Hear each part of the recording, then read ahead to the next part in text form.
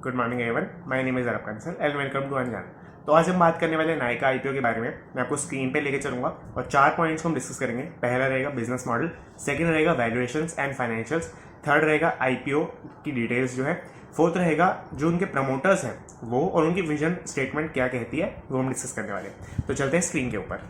तो स्टार्ट करेंगे बात बिजनेस मॉडल के बारे में। तो बिजनेस मॉडल के अंदर बेसिकली 2-3 बातें हैं। पहली बात आपकी ये है कि जो कंपनी है उसका मेन नाम आपको पहले आप समझ लें। पहले इनका जो मेन नाम है वो है FSN e commerce ventures limited. Basically एक पब्लिक कंपनी है। तो यहाँ पे जो पॉइंट नोट करने वाला वो ये है कि इस कंपनी का वैसे भी काफ़ी सारा डेटा पास्ट का अवेलेबल है, जो 3 साल के अंदर DRHP के अंदर अवेलेबल होता है उससे ज़्यादा है ना। अगर हम बिजनेस मॉडल की बात करें तो क्रिस्प को रखेंगे बात को। इसके अंदर क्या है, ये कंपनी पूरी 2 सेगमेंट के अंदर काम करती है और दोनों ही सेगमेंट के अंदर दो काम करती है। पहला सेगमेंट इनका है BPC, that is beauty and personal care. इस सेगमेंट के अंदर काम करती है कंपनी, 2 काम करती है इस सेगमेंट के अंदर, दैट इज सर्विसेज प्रोवाइड करना एंड मैन्युफैक्चरिंग करना। सर्विसेज प्रोवाइड करने का मतलब ये है कि इस कंपनी के मतलब इनका जो पोर्टल है या जो इनका ऐप है इसके ऊपर 2400 से भी ज़्यादा ब्रांड्स लिस्टेड हैं। तो वो सब जो है आके अपना प्रोडक्ट इसके ऊपर सेल कर पाते हैं। नाउ ये हो गया पहला पार्ट जो सर्विसेज प्रोवाइड करते हैं। सेकंड आपका मैन्युफैक्चरिंग। यहाँ पे आपको दिख रहा होगा अपनी स्क्रीन पे नायका कॉस्मेटिक्स, आपको यहाँ पे एक ब्रांड दिख रहा होगा। इसके अलावा आपको Nykaa naturals, Nykaa pro essentials, Nykaa skin RX और इसका प्रोनाउंसिएशन मुझे पता नहीं है, मेरे ख्याल से नेकेड बोलते होंगे, NYKD बाय नायका। तो ये सब जो चीज़ें हैं बेसिकली 4 ब्रांड्स हैं कंपनी के। इनके थ्रू जो है BPC सेगमेंट के अंदर ये कंपनी प्रोडक्शन का काम भी करती है। ये आपके 5 ब्रांड्स हो गए। इसके अलावा भी एक और ब्रांड आपको बीच में दिख रहा होगा नायका फैशन, इसके बारे में बात करेंगे ना। फैशन के अंदर क्या है, फैशन के अंदर इस कंपनी के बेसिकली वही 2 काम है। पहला सर्विसेज प्रोवाइड करना, सर्विसेज के अंदर आपको यहाँ पे दिख रहा होगा नायका फैशन के अंदर बहुत सारे ब्रांड्स जाके जो है अपने इसके ऊपर प्रोडक्ट सेल करते हैं। क्लोथिंग आपकी हो गई, मेन फुटवेयर हो गए, आपकी बेल्ट्स वगैरह हो गए, बैग्स वगैरह हो गए, आपके वो जो अंडर गारमेंट्स होते हैं वो सब बेसिकली इसके ऊपर सब कुछ मिलता है। अब आगे बात करें तो नायका फैशन जो है वो इनकी वो यूनिट है जो फैशन सेगमेंट के अंदर प्रोडक्शन का काम करते हैं, जिसके थ्रू तो आपको दोनों बातें समझ में आ गई होंगी कि BPC सेगमेंट के अंदर भी दोनों काम करते हैं, प्रोडक्शन प्लस सर्विसेज, एंड आपके फैशन के अंदर भी दोनों काम करते हैं, that is production plus services provide करना। नो, अगर हम छोटी सी बात करें तो 2012 के अंदर एक कंपनी इंकॉर्पोरेट हुई थी। उसके बाद से अगर हम देखें तो 9 ईयर्स के आसपास हो गए रफली। अगर हम अमेजोन से कंपेयर करें तो इनका जो एवरेज परचेज अमाउंट है पर कंज्यूमर, यानी कि अगर कोई कंज्यूमर इनकी वेबसाइट पर जाता है एनालिसिस करने के लिए नहीं, जैसे हम बैठे हैं, जो बेसिकली खरीदने जाता है, तो वो आपका जो है कितना पैसे का मतलब इन्वेस्टमेंट करता है, मतलब एक्सपेंडिचर करता है, तो वो अमाउंट आता है 1350 रुपीज़, जो कि 9 साल की कंपनी के लिए काफ़ी अच्छी फिगर है। और ये काफ़ी कंसिस्टेंटली इसको बढ़ा भी पा रहे हैं और मेंटेन भी कर पा रहे हैं, जो कि काफ़ी अच्छी बात है। और अगर मैं आपको एक पर्सनल बात बताऊं तो सेकंड पॉइंट इसको आप मान सकते हैं। तो सेकंड पॉइंट के अंदर ऑन टाइम डिलीवरी। अगर आपने पर्सनली कुछ भी मंगाया है यहाँ से, अगर आपकी सिस्टर ने या आपकी मदर ने या इसके ऊपर मेंस के प्रोडक्ट भी हैं, तो वो सब जो आपने मंगाए हैं तो आपको बहुत ही ऑन टाइम डिलीवरी मिलती है। तो यहाँ पे मैं अगर आपको एक फाइनेंशियल के अंदर भी एक चीज़ दिखाऊं, यहाँ पे हम अभी बैलेंस शीट को देख रहे हैं कंपनी की, ये लोड नहीं हो रही है वैसे, हम देखना चाह रहे हैं। यहाँ पे अगर देखें तो यहाँ पर इन्वेंट्रीज जो है कंपनी की ईयर ऑन ईयर काफ़ी अच्छे से ग्रो करी है। 2400 करोड़ थी 2019 के अंदर, वहाँ से बढ़ के 4900 करोड़ के आसपास आ गई है, दैट इज़ रफली 5000 crore million rupees, sorry million के अंदर है ये फिगर सारी, मिलियन के अंदर जो आपकी फिगर आ गई है। तो ये काफ़ी अच्छी बात है कि कंपनी इन्वेंट्री ग्रो कर रही है और ऑन टाइम डिलीवरी दे पा रही है। तो इससे आपको एक और बात आप निकाल सकते हैं कि कंपनी का जो वेयर हाउस है वो काफ़ी ज़्यादा है। अगर हम कंपनी के DRHP के अंदर जो ये ऑफ़र करने जा रहे हैं, यानी कि जो बेसिकली ये अपना जो IPO का पैसा है वो कहाँ पे लगाने जा रहे हैं, अगर हम वो देखें ऑफर डॉक्यूमेंट के अंदर आपको यहाँ पे एक सेगमेंट मिलता है ये वाला। इसके अंदर आपको दिखेगा यहाँ पर कि यहाँ पर कैपिटल एक्सपेंडिचर बेसिकली कंपनी वाले करने जा रहे हैं, और आपको लास्ट में एक वर्ड दिखेगा न्यू वेयर हाउसेज। तो ये दोनों ही जो बातें हैं वो इस चीज़ को प्रूव करती हैं कि कंपनी काफ़ी अच्छी डिलीवरी दे पा रही है। क्योंकि वेयर हाउसेज में क्या करेंगे, रहेंगे तो है नहीं, तो डिलीवरी प्रोवाइड करेंगे। तो वेयर हाउसेज से एक ही इम्प्लीकेशन निकलता है कि डिलीवरी और ज़्यादा टाइमली प्रोवाइड कर सकते हैं। और हो सकता है कि कोई एक्स्ट्रा सर्विसेज प्रोवाइड करें, जैसे अमेजोन वाले अमेजोन प्राइम निकालते हैं कि सेम डे डिलीवरी वाला, तो वैसा भी कुछ फ्यूचर के अंदर हो सकता है। खैर, इसके अलावा इनके 73 फिजिकल स्टोर्स हैं, आपको गूगल पे मिल जाएगा कहाँ कहाँ है। वैसे मैं आपको बता दूँ कि समरी के फॉर्म में सारे लीडिंग सिटीज़ के अंदर लीडिंग प्लेसेस के ऊपर इनके ऑफलाइन स्टोर्स हैं। इसके अलावा अगर हम देखें तो इनकी जो वेबसाइट है, जो इनका प्लेटफॉर्म बेसिकली वो टॉप ई-कॉमर्स प्लेटफॉर्म के अंदर आता है ब्यूटी प्रोडक्ट्स के अंदर। अगर आपको कोई भी ब्यूटी प्रोडक्ट मंगाना है तो आप अमेजोन के ऊपर नहीं जाएंगे, यहाँ पे जाएंगे। खैर, तीसरी बात जो बिजनेस मॉडल के अंदर आती है मेन, वो होती है मार्केटिंग। मार्केटिंग ये कैसे करते हैं, तो मार्केटिंग एक तो आपको इसकी वेबसाइट पे दिख रहा होगा, यहाँ पे आपको भर भर के एक्ट्रेसेस वगैरह दिख रही हैं, जैसे आपको मतलब मैं एक अच्छी सेंस के अंदर कह रहा था। तो आपको जैसे दिख रही है एक्ट्रेसेस बहुत सारे एड्स वगैरह निकालते रहते हैं, आपको टीवी के ऊपर भी काफ़ी सारे इनके एड्स मिल जाएंगे। इसके अलावा जो है काफ़ी सारे और चैनल्स के थ्रू भी मार्केटिंग करते हैं। दैट इज़ आपको इंस्टाग्राम का अकाउंट ये दिख रहा है यहाँ पर। इसके ऊपर इनके 2+ मिलियन फॉलोअर्स हैं, जो कि काफ़ी अच्छी फिगर है। इसके थ्रू ये 2 काम करते हैं। पहली बात तो एजुकेट करते हैं कि आपको मतलब वो ये है कि आपका मेकअप ट्यूटोरियल्स वाली जो चीज़ें हैं वो इसके ऊपर प्रोवाइड करते हैं। सेकंड आपका अपना प्रमोशन करना, वो भी इसके ऊपर काफ़ी अच्छे तरीके से करते हैं। और अगर आप पोस्ट देखेंगे तो पोस्ट भी इनकी काफ़ी लेटेस्ट है, तो एक तरह से काफ़ी एक्टिव रहते हैं अपने प्लेटफॉर्म के ऊपर। सेकंड आपका पॉइंट है जो इनका यूट्यूब चैनल है, इसके ऊपर भी 1 मिलियन प्लस सब्सक्राइबर्स हैं, और इसके ऊपर उन्होंने 1 घंटे पहले ही वीडियो डाली है, तो मतलब काफ़ी एक्टिव रहते हैं अपने चैनल के ऊपर। तो इससे भी मतलब आप मान के चले 1 मिलियन सब्सक्राइबर्स हैं, अगर सबसे कम हम देख के चले तो 1% तो लोग आएंगे ही वेबसाइट के ऊपर, कुछ खरीदेंगे ही। तो अगर हम देखें तो यहाँ पे फ्री मार्केटिंग इनकी काफ़ी अच्छी हो जाती है। मार्केटिंग के अलावा अगर आप देखें तो 73 रिस्क पॉइंट्स इनके निकलते हैं। तो इसके अंदर अगर आप देखें तो अगर आप इसे DRHP के अंदर जाएंगे तो DRHP के अंदर अगर हम 41 पेज पे चले, मैंने नोट किया हुआ है, तो 41 पेज के ऊपर आप चलेंगे तो आपको यहाँ पे रिस्क फैक्टर्स दिखेंगे। रिस्क फैक्टर्स के अंदर क्या है, बेसिकली DRHP के अंदर कंपनी को अपने खुद के कुछ पोटेंशियल रिस्क बताने होते हैं, और अच्छी कंपनीज बहुत सारे रिस्क बताती हैं। तो ये भी एक अच्छी कंपनी की डेफिनेशन के अंदर आएगा। तो कि इन्होंने 73 रिस्क पॉइंट्स अपने बताए हैं। तो सीधी सी बात है, हम सारे नहीं डिस्कस कर सकते हैं, 2 घंटे लग जाएंगे।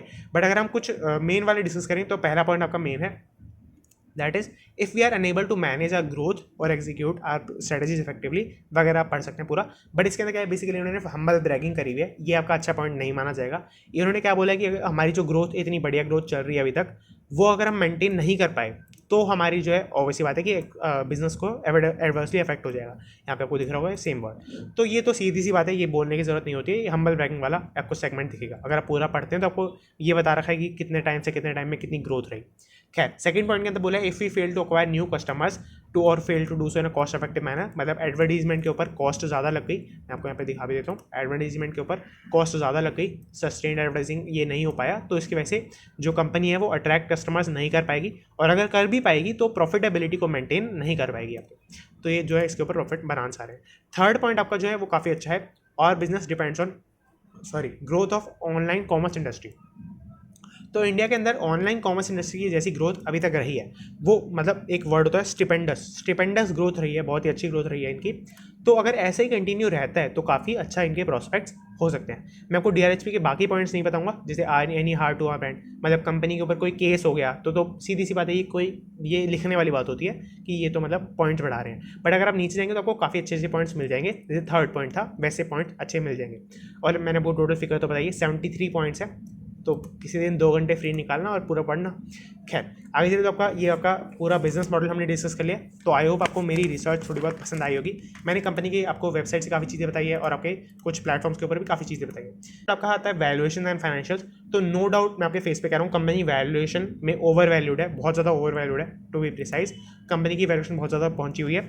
बट अगर आप देखें, पारस डिफेंस का जो IPO आया था उसके अंदर भी वैल्यूएशन बहुत ज़्यादा हाई थी, अगर प्रिसाइजली बोले तो 40 टाइम्स थी जितनी इनकी वैल्यूएशन होनी चाहिए। बट वैल्यूएशन के अंदर यही है कि आपका लेना ही पड़ेगा अगर आपको लिस्टिंग गेंस के लिए चाहिए।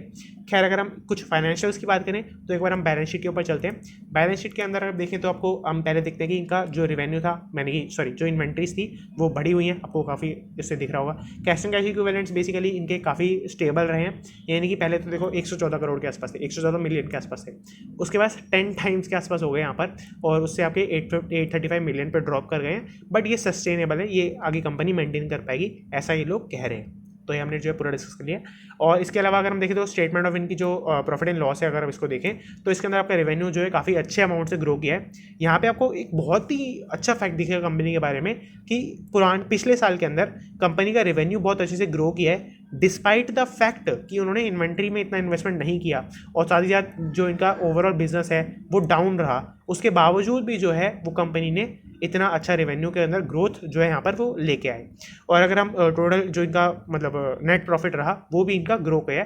पहले तो देखो नेगेटिव था, 163 के अंदर लॉस के अंदर चला गया था, तो जितना भी अगर जीरो भी होता तो भी हम उसको ग्रोथ मानते, बट यहाँ पे ग्रोथ काफ़ी अच्छी रही है, डिस्पाइट द फैक्ट अगेन कि आपका जो है पिछले साल काफ़ी कोविड वोविड रहा, सब कुछ रहा, तो उसके बावजूद भी उन्होंने 619 मिलियन रुपीज़ का प्रॉफिट निकाल लिया।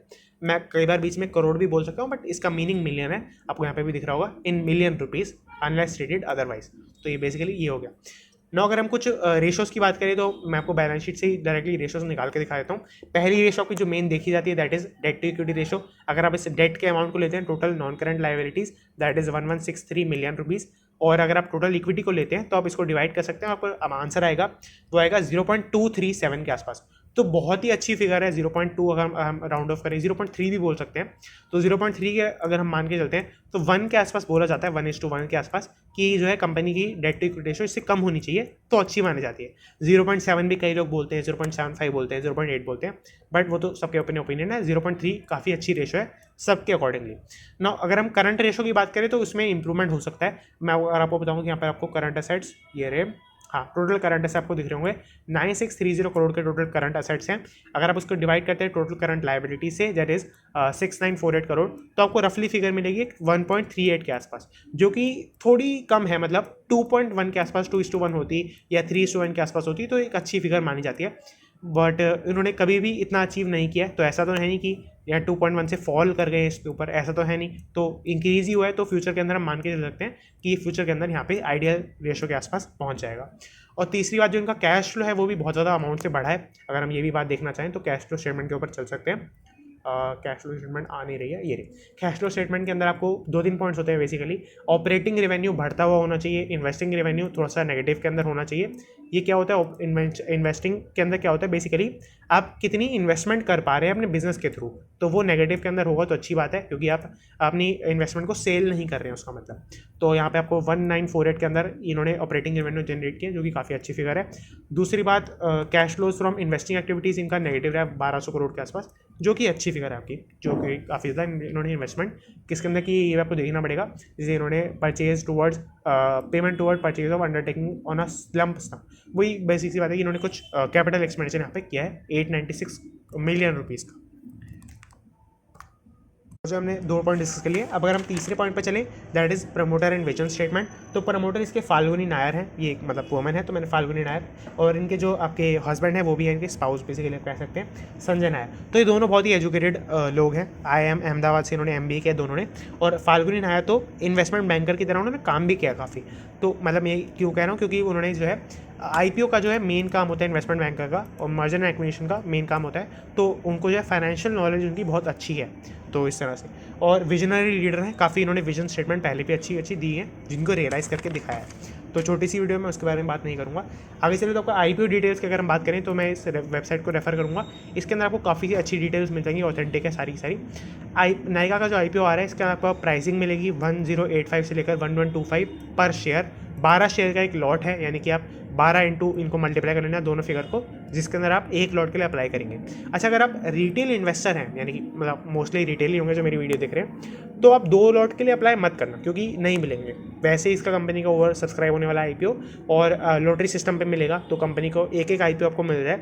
इससे अच्छा आप क्या कर सकते हैं, आप दूसरे डीमैट से एक एक लॉट के लिए अप्लाई कर सकते हैं, वो बेनिफिशियल रहेगा। ये ओपन होने वाला है आपके अक्टूबर 28 को और कंक्लूड होगा नवंबर 1 को, यानी कि एंड हो जाएगा। उसके बाद आपको जो अलॉटमेंट मिलेगी वो नवंबर 8 को मिलने वाली है, और आपको जो लिस्टिंग होने वाली है वो टेंटेटिवली नवंबर 11 को होने वाली है। उसके बाद अगर हम बात करें तो 5350 करोड़ के आसपास का इनका टोटल IPO होने वाला है। यहाँ पे आपको शायद लिखा होगा, हाँ 5350, यहाँ पे ये तो नहीं लिखा है, यहाँ पे लिखा है 630 करोड़। बेसिकली ये क्या है कि बाकी तो है OFS के थ्रू, तो मेन जो है इनका 630 करोड़ का आपका नए शेयर्स इशू करने वाले हैं लोग, और आपका टोटल IPO का जो अमाउंट है वो 5350 करोड़ का होने वाला है। अगर हम बात करें GMP की, that is grey market premium का कितना चल रहा है, तो ग्रे मार्केट प्रीमियम का 690 रुपीज़ पर है, जो कि अगर आप 1125 से भी अगर परसेंटेज निकालेंगे तो 60% के आसपास आता है, तो कि काफ़ी अच्छी बात है कि 60% लोग पहले से ही ज़्यादा अमाउंट देने को तैयार हैं। हालांकि हम ग्रे मार्केट प्रीमियम पे कभी बाद में बात कर लेंगे डिटेल के अंदर। तो ये मेरा एनालिसिस था पूरा। इस अगर आपको पसंद आया तो लाइक ज़रूर करें, और नीचे कमेंट बॉक्स में कमेंट करके बताएं। अगर आपको ऐसी और वीडियोज़ देखनी हो तो आप सब्सक्राइब करें हमारे चैनल को, and thanks for watching. So I have launched a new channel जिसका लिंक आपको नीचे मिल जाएगा, एंड यहाँ पे आप इसका इंट्रो देख सकते हैं।